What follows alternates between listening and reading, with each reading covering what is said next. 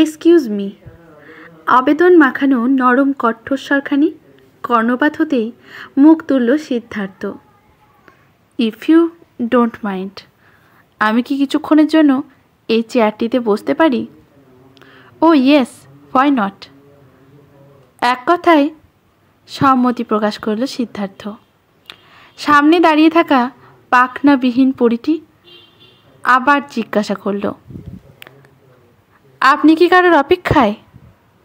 তাহলে it's okay, দেন আমি অন্য চেয়ারে।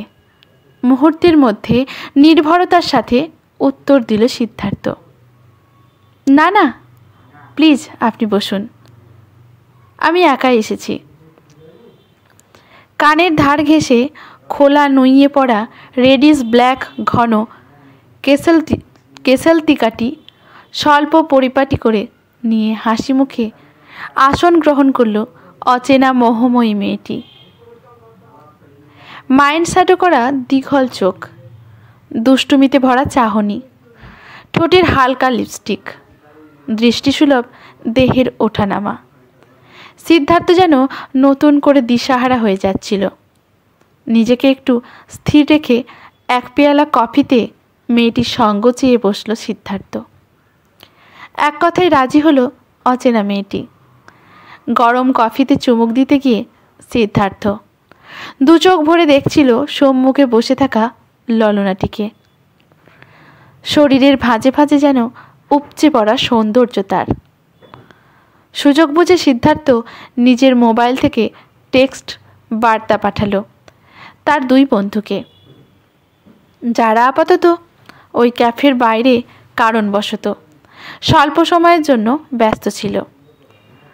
বার্তার ভাষা ঠিক এইরূপ ছিল, নতুন মাছ এসেছে, ভেজে খাবো, আপাতত তোরা অন্য জায়গায় বস।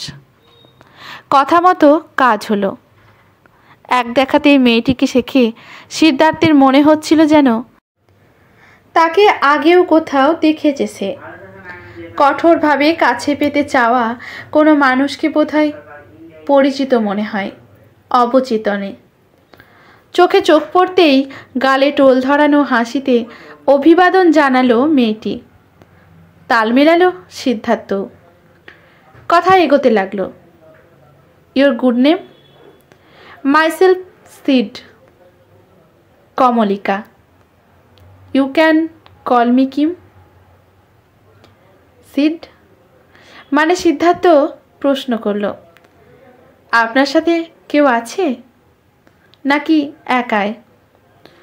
কমলিকার অভিনব উত্তর। যার জন্য অপেক্ষায় ছিলাম বোধহয় সে আজ আসবে না। আশকারার ইঙ্গিত বুঝে যথাযথ উত্তর তৈরি করে নিল সিদ্ধার্থ। ওহো, it's fine, then I pray to God যেন উনি আজ না আসেন। কি মানে? কমলিকার আদর মাখানো উত্তর এলো। ওহো, ইউ নটি। সিদ্ধার্থের ধারণা অনুযায়ী সব কিছু ঠিকঠাক এগোচ্ছিল। হালকা হাসি ঠাট্টায় উভয় কফির পেয়ালা শূন্য হয়ে এলো। নির্ভয়ে ছেলেটি কমলিকাকে অন্য কোথাও ঘুরতে যাওয়ার জন্য অনুরোধ জানালো। সহজেই রাজি হয়ে গেল কিম, মানে কমলিকা। বিল মিটিয়ে নিজের প্রাইভেট গাড়িতে কিমকে নিয়ে রওনা দিল সিদ্ধার্থ। যাত্রাকালীন ছেলেটি শুধু একটা কথাই জিজ্ঞাসা করেছিল মেয়েটির উদ্দেশ্যে। একটু সময় কাটাতে চাই একান্তে আপনার সাথে, খুব কাছ থেকে আপনাকে চিনতে চাই। I will satisfy you deeply. Kim বলেছিল, ইউ আর টু বোল্ড। এই বোল্ডনেসটা ভালো লাগে খুব। এক্সিলেটর বাড়ল, গাড়ি এগুলো দ্রুত গতিতে। গাড়ি থামল মাইল 7 দূরে, সিদ্ধার্থের পরিচিত নাইটিঙ্গেল রিসোর্টের সামনে। গাড়ি থেকে নেমে এগোতে লাগলো প্রেমা সিক্ত যুগল। শর্ট মেরুন টি শার্ট ও টাইট জিন্সের অভ্যন্তরে কমলিকার আকর্ষণীয় শরীরটা উন্মুক্ত নির্বিঘ্নে উপভোগ করার জন্য ছটপট করছিল সিদ্ধার্থ। অগ্রিম উষ্ণতার উন্মাদনায় ভেসে যাচ্ছিল সে। সিদ্ধার্থবাবু, সহসা ডাক। শুনে থমকে দাঁড়ালো সিদ্ধার্থ। কিমের মুখের দিকে তাকিয়ে কিঞ্চিত অবাক হলো সে। মেয়েটির শরীরী ভাষা গিয়েছে পাল্টিয়ে, চোখে যেন তার ধিকি ধিকি আগুন। কোনো কিছু প্রশ্ন করার আগেই কমলিকা নামের মেয়েটি প্রশ্ন করল, আপনি দেবপ্রিয়া ব্যানার্জি নামে কাউকে চেনেন? অবাক হয়ে এক দৃষ্টে তাকিয়েছিল ছেলেটি। হৃদস্পন্দন বেড়ে গেল তার। আধো গলায় মিথ্যেটা সত্যির মতো বলার ব্যর্থ চেষ্টা করছিল সিদ্ধার্থ। দেবপ্রিয়া শিক্ষিতা, সুদর্শনা, তবে খুবই সাধারণ চিত্তবৃত্তির, সরল ঘরোয়া। তার নেই কোনো চাকচিক্য, নেই কোনো লালিত্যের আবেশ, তবে ভীষণ বন্ধুত্বপূর্ণ তার ব্যবহার, স্বভাব মার্জিত। যে কারণে এক কথায় সিদ্ধার্থের বাবা মা তাকে সম্বন্ধ করে পছন্দ করেছিল, মনস্থির করেছিল তাকেই বৌমা করে ঘরে আনবে। রাজি হয়েছিল সিদ্ধার্থও। সাক্ষাৎ হয়েছে কমই, ফোনের মাধ্যমে দুজনার মধ্যে বার্তালাপ হয় স্বল্প বিস্তর।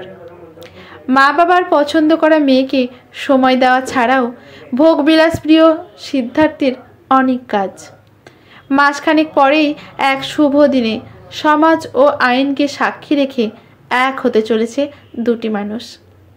কমলিকার প্রশ্ন শুনে কণ্ঠ দিয়ে কোনো শব্দ উচ্চারিত হতে চাইছিল না সিদ্ধার্থের। মেয়েটির ঠোঁটে ঢেউ খেলানো বিদ্রূপের হাসি শোভা পাচ্ছিল। আমি দেবপ্রিয়া ব্যানার্জি। আমার পক্ষে আপনার সাথে বিবাহ করা অসম্ভব। ভালো থাকবেন। নতুন বছরের অগ্রিম শুভেচ্ছা নেবেন। সিদ্ধার্থের যেন সব কিছু ওলট পলট হয়ে যাচ্ছিল। তার কোনো ধারণাই ছিল না একটি সাধারণ মেয়ে সারা জীবনের জন্য নিজেকে সর্বস্ব সমর্পণ করার আগে এরকম অসাধারণ হয়ে উঠতে পারে। প্রস্তর মূর্তির ন্যায় ছেলেটি নত মস্তক দাঁড়িয়েছিল।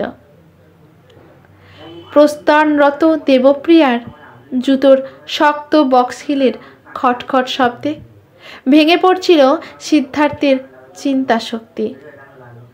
আজকের গল্পটি ওই মেয়েটি, কলমি শশাঙ্ক কয়াল। গল্পটি যদি ভালো লাগে লেখকের প্রতি শ্রদ্ধা জানিয়ে একটি কমেন্ট করে যাবেন, লাইক শেয়ার করে পাশে থাকবেন। ইউটিউব থেকে দেখলে চ্যানেলটি সাবস্ক্রাইব করে বেল নোটিফিকেশনটি অল করে দেবেন। ফেসবুক থেকে দেখলে পেজটি ফলো করে পাশে থাকবেন, যাতে সবার প্রথমে নোটিফিকেশনটি চলে যায় আপনার কাছে। ধন্যবাদ।